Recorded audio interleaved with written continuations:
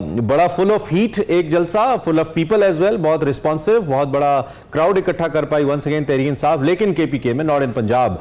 AIIMS और ambitions उनकी मौजूद हैं सर, योर टेक। बिल्कुल, और होने भी चाहिए।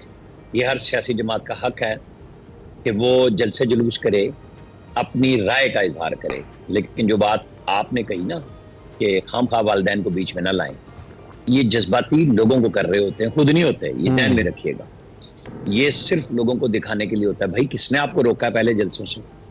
आप कहते हैं कि हम इजाजत नहीं लेंगे, तो आप ना लेते, आप लोगों को ले आते। आप 5 महीने हो गए वजीर आला बने हुए, आप अपने सूबे में इतने लोग फौत हो गए इन बारिशों में, कितने लोगों के पास गए? आप बन्नू में लोग शहीद हुए, उनकी तरफ गए?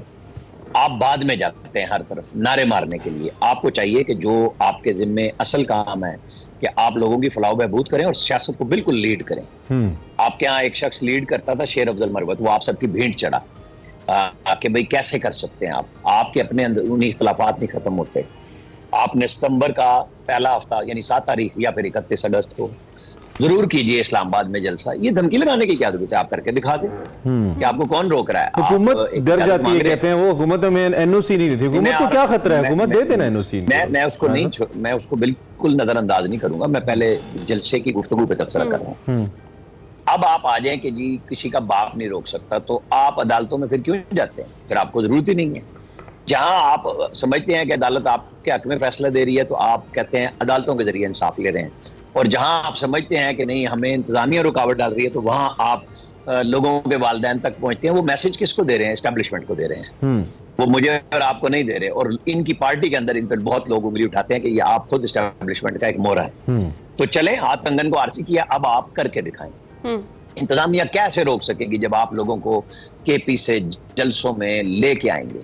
आपको क्या जरूरत है? इस्लामाबाद में पहले भी जलसा कर रहे थे तो जिम्मे आप ही के लगा था कि आप लोगों को लाएंगे। यहाँ पे अभी तक लोगों के जहन में है, तो भाई ये सियासी चैलेंज है ना, आपने ले लिया है, तो इसको आप कबूल कीजिए। आप देखें ना, इस्लामाबाद के तो दो तरफ तो आप ही बैठे हुए ना, एक तरफ पंजाब है, दो तरफ कह लें आप घूमते फिरते मरी से आए और पिंडी से आ जाएं तो पंजाब है, तो आप हरिपुर से आ जाएं और आप अटक की साइड से आ जाएं। आप तो आज रूट भी बता रहे हैं हमें सर। तो हाँ, ये रूट छुपे हुए नहीं है। ये परवेज खटक साहब ने सारे रूट यूज किए थे। ये 25 मई 2022 को जब आपकी केपी में गवर्नमेंट मौजूद थी, इमरान खान मौजूद थे, तो क्यों नहीं लोग आए थे?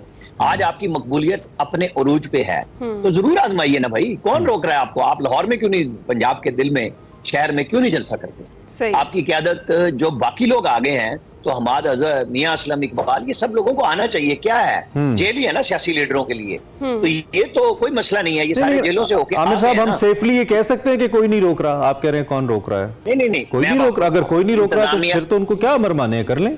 इशू ये नहीं है जिसकी बुनियाद पे आप सारी बात और हम करते हैं ना कि लोग, तो लोग आ जाए ना। तो आप जब इंतशार फैलाएंगे ना और आप ये दावे करके आएंगे, फिर आपको रोका भी जाएगा। आपको आना तो स्टैंडर्ड टर्म्स पे है ना, वहां पे आपकी अपनी गवर्नमेंट थी, आपने कर लिया। अब आप यहाँ पे फेडरल गवर्नमेंट में जब जलसा करेंगे तो आपको डीसी को दरखास्त देनी होगी। अच्छा। जब आप दरखास्त दे देंगे, आज आप दे दें दरखास्त, आपको हाई कोर्ट ने 3-4 दफा कहा है। आप पहले खुद रमजान शरीफ में 27वीं रात की वजह से चले गए, फिर आपने तारीख दे दी, आप मुहर्रम की वजह से चले गए। भाई आप लोग सोच के तारीख दे दिया करें। अभी भी आपने तारीख दी कि अगस्त का आखिरी हफ्ता या सितंबर का पहला हफ्ता। तो मैं तो समझता हूँ आना चाहिए। जमात इस्लामी पिंडी में बैठी है ना, आप लोग मिल भी जाएं। इशू ये है कि आप सियासत क्या कर रहे हैं। वो आई है जमात इस्लामी आम आदमी की आवाज बन के कि जी ये मेरा बिजली का बिल है, महंगाई है, हम इससे तंग है, वो अपील करती है। यहाँ आप अपने लीडर के लिए आ रहे हैं, तो फिर अपने लोगों को लाएं। मैं तो सच्ची बात है इस पे नहीं हूं। इंतजामिया जब एक्शन करेगी फिर हम देखेंगे कि वो क्या कहते हैं। इस दफा जब आपको अगर हौसले आपके बुलंद हो रहे हैं, तो फिर क्यों देर नहीं होनी चाहिए, फिर आप करें जलसा। फिर जो अभी आपने आवाज भी सुनाई DGISPR की, तो उन्होंने जो 7 मई को पैगाम दिया था, वो ये दिया था कि पहले आप माफी मांगे। सारा आमिर साहब, सारा जहन PTI का बना के एंड पे आपने DGISPR की प्रस्त का तस्करा भी कर दिया। नहीं, मैंने कहा है कि वो किसको चैलेंज कर रहे थे। मैंने तो आमिर साहब जो पिछले हफ्ते जो बानी PTI का वो शहबाज शरीफ को चैलेंज कर रहे थे। वो कह रहे थे कि रोक सको तो रोक लेना। अच्छा, मुझे लगा शहबाज साहब को ही कह रहे हैं। अच्छा, वो फौज को, अच्छा, फौज को कह रहे थे। ठीक है, ठीक। ख्याल में ये बनते हैं वैसे आप तज्जियाकार है ना, आप कह दें, लेकिन अब मेरा मैं मानता नहीं वजीर आज़म। अच्छा ठीक है। तो आमिर साहब, इसी से रिलेटेड जब पिछली बार गैर रस्मी गुफ्तगू की गई बानी पीटीआई की जानिब से, तो उन्होंने कहा कि हम तैयार है, फौज अपना नुमाइंदा मुकर्रर कर दे, और फिर इस तरह से कल DGISPR ने वही बात दोबारा से दोहरा दी जो पिछली प्रेस कॉन्फ्रेंस में की गई थी। तो उस पर आप क्या कहेंगे? क्या लगता है कि अब PTI को अपना ये जो मुतालबा है या फिर ये जो मौक़िफ़ है इस पर नज़रसानी की जरूरत है कि सिर्फ मुज़ाकरात फौज से ही करने हैं? दो चीजें हैं। खान साहब ने कहा था कि फौज मुकर्रर कर दे नुमाइंदा, और महमूद खान अचकज़ई मेरी तरफ से होंगे। खतरा है कि मेरा केस मिलिट्री कोर्ट को जा रहा है। दो चीजें कही थी उन्होंने। एक चीज पे फौरन यू टर्न लिया अगली मुलाकात में कि मैंने ये नहीं कहा था कि फौज के साथ बात करेगी, मैंने कहा था कि महमूद अचकज़ई सियासी जमातों से बात करे। तो महमूद खान अचकज़ई ने तो खुद कह दिया था कि मैं फौज से बात नहीं करूंगा, मैंने तो सियासी जमातों से बात करनी है। तो ये खान साहब की पर्सनल ख्वाहिश है कि फौज के साथ उनके मुज़ाकरात हों, और फौज का जवाब कोई 9-10 दिन के बाद इस तरह बराह रास्त प्रेस टॉक में एक सवाल के जवाब में आ गया कि हमारा मौक़िफ़ वही है, ना बदला है ना बदलेगा। तो आपको उस बात को समझ लेना चाहिए कि खान साहब खुद डेस्परेट हैं कि मुझे पुरानी सी मोहब्बत मिल जाए। पहले थी वो खेलने को चांद मिले, वो अभी नहीं मिल रहा। तो अब आप देखें कि ये सियासत का जो रास्ता है ना, सियासत का रास्ता जो है ना, वो गुफ्तगू है। अच्छा, लेकिन इसमें एक और भी तो नुक्ता है ना, करनी पड़ेगी। एक सेकंड इमरान, आपको गुफ्तगू उन लोगों से करनी पड़ेगी जो लोग पार्लियामेंट में मौजूद है। आप हुकूमत से बात ना करें, आप कहें हम पार्लियामेंट में बैठते हैं, स्पीकर के साथ हम बैठते हैं। मैं तो एक तज्जिए के तौर पे सजेशन दे सकता हूं कि जनाब आप कहें कि हम हुकूमत में नहीं, हम पार्लियामेंट से बात करेंगे, और हमें इलेक्शन ऐसा चाहिए जिसके अंदर ना जो इनकी मर्जी का इलेक्शन कमीशन ना हो, हालांकि लगाया वो इनका अपना है, इनकी मर्जी के मुताबिक इंतखाबी इस्लाहत होनी चाहिए, वो ठीक करा लें, बैठ जाएं, और फिर कहें ना कि फौज को अपना अमल दखल नहीं, वो अपना काम करें। वो तो पहले कह रहे हैं कि हम आपसे माफी का मुतालबा कर रहे हैं, सिद्ध के दिल से माफी मांगे और जाके बातचीत करें आप सियासतदानों से।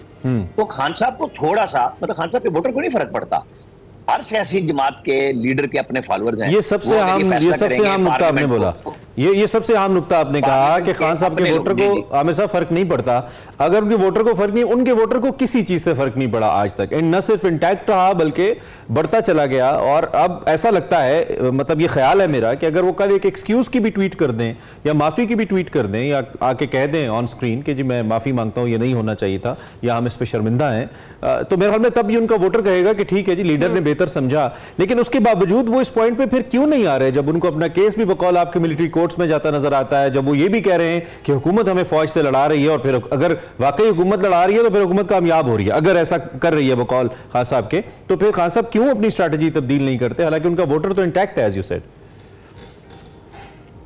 देखें, मैं उस बात पे अभी भी खड़ा हूं कि खान साहब के वोटर को इस बात से फर्क नहीं पड़ेगा।